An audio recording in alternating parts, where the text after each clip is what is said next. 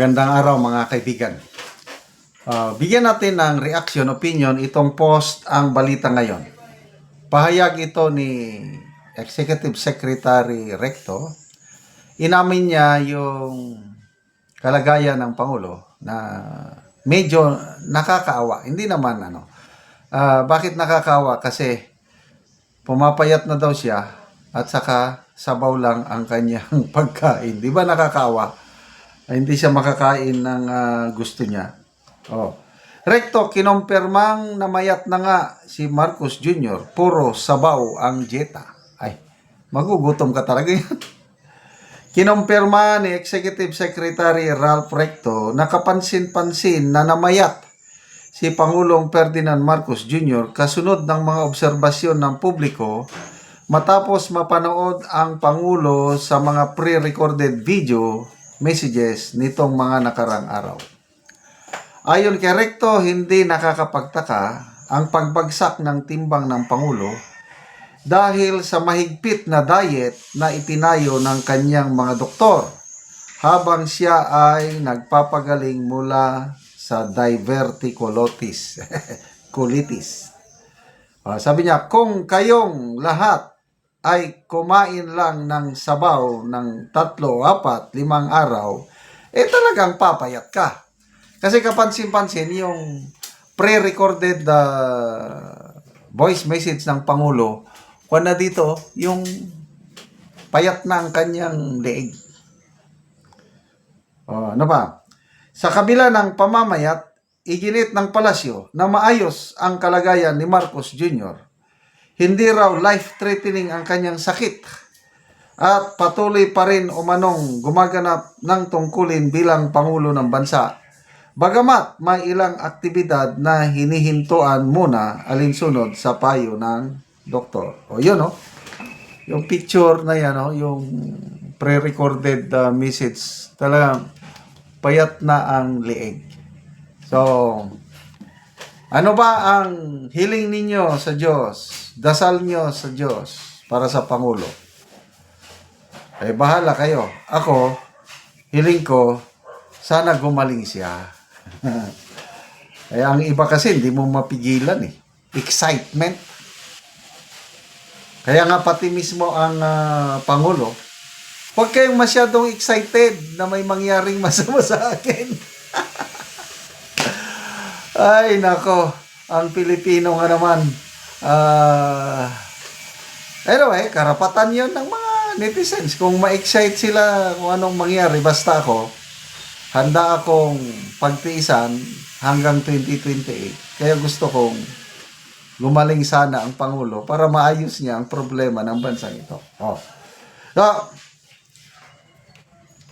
yung kumakalat na CT scan report ng Pangulo na lumalabas na parang may butas na, may surgery na, kailangan life-threatening kung hindi magapan, fake daw yun o falsified, hindi daw totoo. So ano ang totoo? And ayaw naman nilang magpakita ng totoo. May nabasa akong post ni Attorney G. Sa ibang bansa daw, pag ang presidente ng bansang iyon ganyan, may karamdaman, ang personal na doktor ng Pangulo ang nagpapaliwanag. Ganon daw ang nangyayari sa ibang bansa. Si President Trump, nung bago siya umupo itong second term niyang ito, ipinakita niya talaga yung kanyang medical certificate na clean bill of health. Healthy si President Trump to serve as president. Inilabas. Transparency. Ang palasyo, bakit ayaw ipakita? Yung medical bulletin, sinasabi, ang medical bulletin daw para lang sa life-threatening disease. I disagree. Di ba mas maganda kung ang sakit ng Pangulo hindi malala? Di ba mas maganda? Then ipakita mo na yung medical certificate, ipakita mo na yung medical bulletin. Kung ako ang presidente, okay lang. Alam kong hindi masyado ko. Pagsalitain ko ng aking doktor. para ma-stop ang speculation. Ngayon kasi, sabi ni Auntie Claire, mas nakakaalam daw ang Pangulo sa niyang pangangatawan. Kaya nung sinabi ng Pangulo na I'm okay, maniwala na daw tayo. Si Auntie Claire, hindi na kailangan ng medical bulletin dahil nagsasabi naman kami sa inyo na ayos ang Pangulo. Ang gusto nila, maniwala na lang tayo in toto. Kung anong sinabi nila, yun na yun.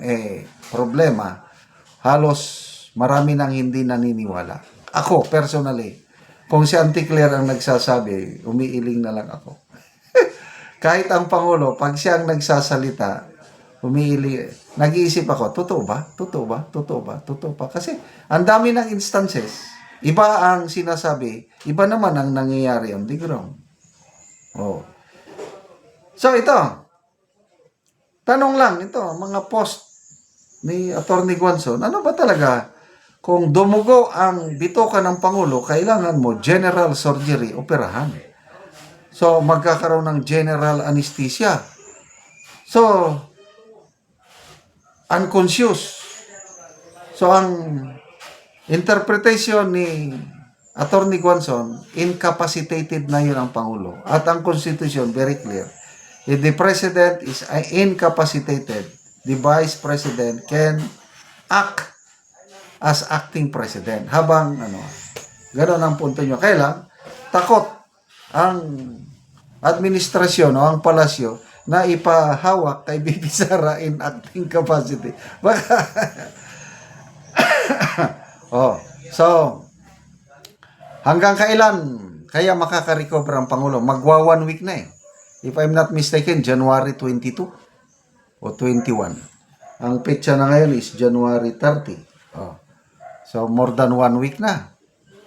Sana naman makarecover na ang Pangulo. Kailangan natin ng stability sa government. Ang foreign investors alanganin ng mag-invest sa atin dahil sa korupsyon. Lalong madadagdagan ang kanilang takot mag-invest sa bansa kung alam nila na ang Pangulo, ang kanyang health, alanganin. Ayaw nilang mag-release ng medical bulletin. Kaya sana matapos na itong issue na ito. Sana gumaling na ang Pangulo at back to work na siya. Again, yung mga Karadibid fans na yan, bahala kayo kung ano ang inyong wish. Salamat mga kaibigan sa inyong pagsubaybay sa ating channel. Nakakatulong kayo ng malaki sa tribong Talandig ng Bukidnon dahil ang sweldo natin sa channel na ito is pantulong po sa tribo. Namimigay tayo ng libreng yero at pako para makapagpatayo sila ng mas maayos na tirahan. Panoorin nyo ang video na ito. Ang gihatag namo nga yero. Kung ikarga lang og motor.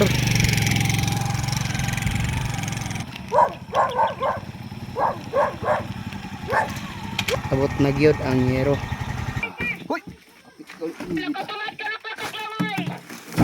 Abaka lang gyud ang gipang bugkos.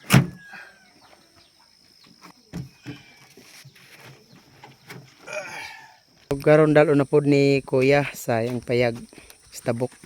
So baklay pag yun. Layo-layo pa. So dito pagid sa tabok ang payag ni Kuya. So tabok pagid sa sapa.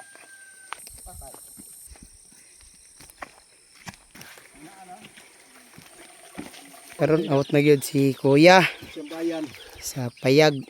So mo na ni ang payag ni Kuya nga kuanan karon atupan karon. Giapid-apid na ang mga trapal. Makita gyud nato og silipin og trapal lang. Naanay mga tubig nga na kuan sa trapal na butang tungod sa ulan. Maupod ni ang itsura sa ilang sulod sa ilang gipuy-an. So trapal lang gid in town. So mag-atop na gyud.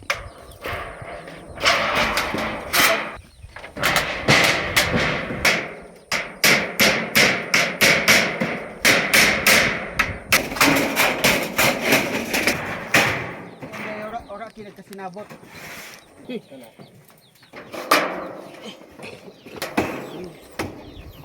O karon humanag gyud sa pag-atop og maayo na gyud nga tan-awon kay di na pa sa pareha sa ganina nga mga trapalang og silupin.